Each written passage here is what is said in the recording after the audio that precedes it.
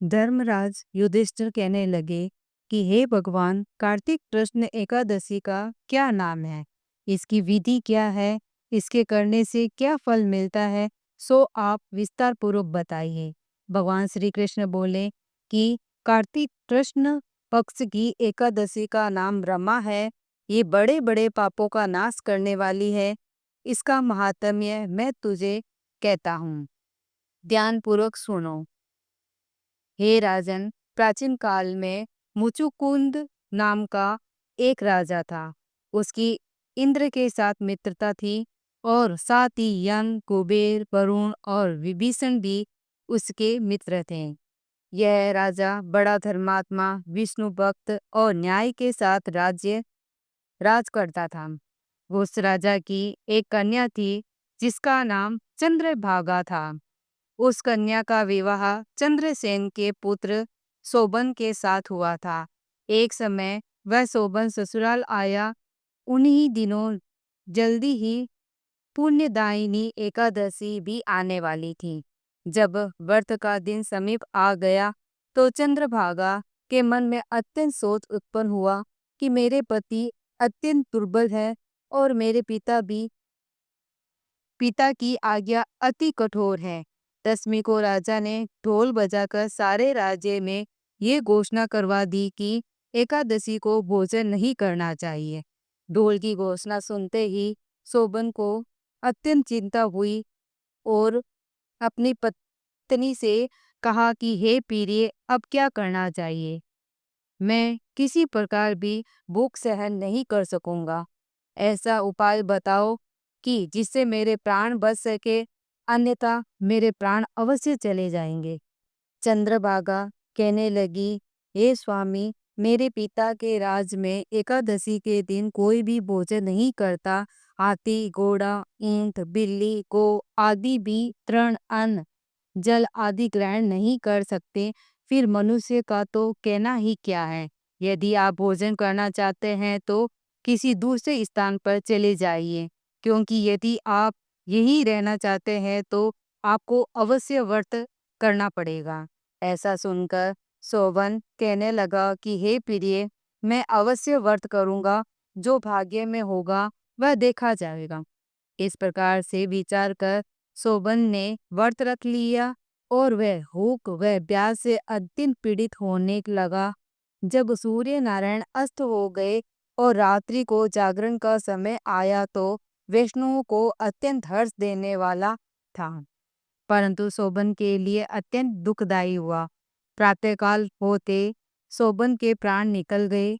तब राजा ने सुगंधित काष्ठ से उसका दाह संस्कार करवाया, परंतु चंद्रभागा ने अपने पिता की आज्ञा से अपने शरीर को दग्ध नहीं किया और शोभन की अत्यदिष्ट क्रिया के बाद अपने पिता के घर में ही रहने लगी। रमा एकादशी के प्रभाव से शोभन को मंदराचल पर्वत पर धन्य धान्य से युक्त तथा शत्रुओं से रहित एक सुंदर देवपुर प्राप्त हुआ। वह अत्यंत सुंदर रत्न और वैद्य मणि जटित स्वर्ण के खंभों पर निर्मित अनेक प्रकार की स्फटिक मणियों से सुशोभित भवन में बहुमूल्य वस्त्राभूषणों तथा छत्र व चवर से विभूषित गंधर्व और अप्सराओं से युक्त सिंहासन पर आरूढ़ ऐसा शोभायान होता है, मानो दूसरा इंद्र भी विराजमान होंगे। एक समय मुचुकुंद नगर में रहने वाले एक सोम शर्मा नामक ब्राह्मण तीर्थ यात्रा करता हुआ घूमता घूमता इधर उधर निकला और उसने शोभन को पहचान कर दी। ये तो राजा का जमाई शोभन है। उसके निकट गया। शोभन भी उसके पहचान कर अपने आसन से उठकर उसके पास आया और प्रणामादि करके कुशल प्रश्न किया। ब्राह्मण ने कहा कि राजा मुचुकुंद और आपकी पत्नी कुशल से है। नगर में भी सब प्रकार से कुशल है, परंतु हे राजन, हमें आश्चर्य हो रहा है। आप अपना वृत्तांत कहिए और कि ऐसा सुंदर नगर जो न किसी ने देखा न सुना, आपको कैसे प्राप्त हुआ? तब शोभन बोला कि कार्तिक कृष्ण की रमा एकादशी का व्रत करने से मुझे ये नगर प्राप्त हुआ, परंतु ये अस्थिर है। ये स्थिर हो जाए ऐसा उपाय कीजिए। ब्राह्मण कहने लगा कि हे राजन, ये स्थिर क्यों नहीं है और कैसे स्थिर हो सकता है? आप बताइए। फिर मैं अवश्य में ये वह उपाय करूँगा। मेरी ये बात को आप मिथ्या न समझिए। सोबन ने कहा कि मैंने इस व्रत को श्रद्धा रहित होकर किया है, अतः ये सब कुछ अस्थिर है। यदि आप मुचुकुंद की कन्या चंद्रभागा को ये सब वरदान कहे तो ये स्थिर हो सकता है। ऐसा सुनकर उस श्रेष्ठ ब्राह्मण ने अपने नगर लौटकर चंद्रभागा से सब वरदान कह सुनाया। ब्राह्मण के वचन सुनकर चंद्रभागा बड़ी प्रसन्नता से ब्राह्मण से कहने लगी, ये ब्राह्मण, ये सब बातें आपने प्रत्यक्ष देखी है या स्वप्न की बातें कर रहे हैं? ब्राह्मण कहने लगा कि हे पुत्री, मैंने महावन में तुम्हारे पति को प्रत्यक्ष देखा है, साथ ही किसी से विजय ने हो ऐसा देवताओं के नगर के समान उनका नगर भी देखा है। उन्होंने ये भी कहा कि ये स्थिर नहीं है। जिस प्रकार वह स्थिर रह सके सो उपाय करना चाहिए। चंद्रभागा कहने लगी, हे विप्र, तुम मुझे वहां ले चलो। मुझे पतिदेव के दर्शन की तीव्र लालसा है। मैं अपने लिए किए हुए पुण्य से उस नगर को स्थिर बना दूंगी। आप ऐसा कार्य कीजिए जिससे उनका हमारा सहयोग हो, क्योंकि वियोगी को मिला देना महान पुण्य है। सोन शर्मा ये बात सुनकर चंद्रभागा को लेकर मंदराचल पर्वत के समीप वामदेव ऋषि के आश्रम पर गया। वामदेव जी ने सारी बात सुनकर वेद मंत्रों के उच्चारण से चंद्रभागा का अभिषेक कर दिया।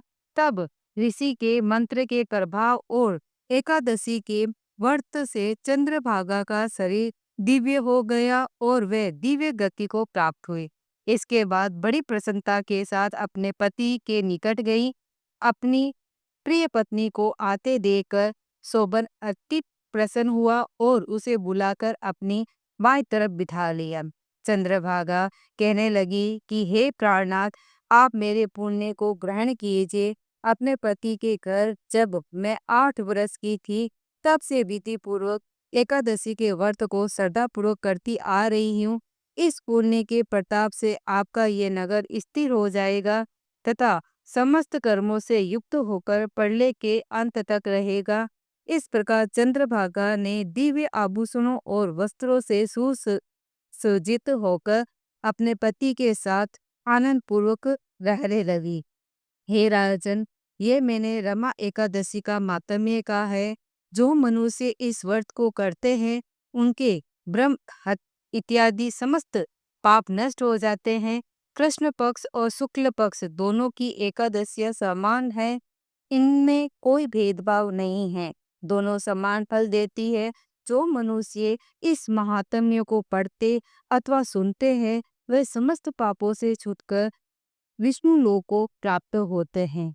जो भी भक्त श्रद्धा से रमा एकादशी का व्रत करता है, उस पर सदैव भगवान विष्णु और माता लक्ष्मी की कृपा बनी रहती है।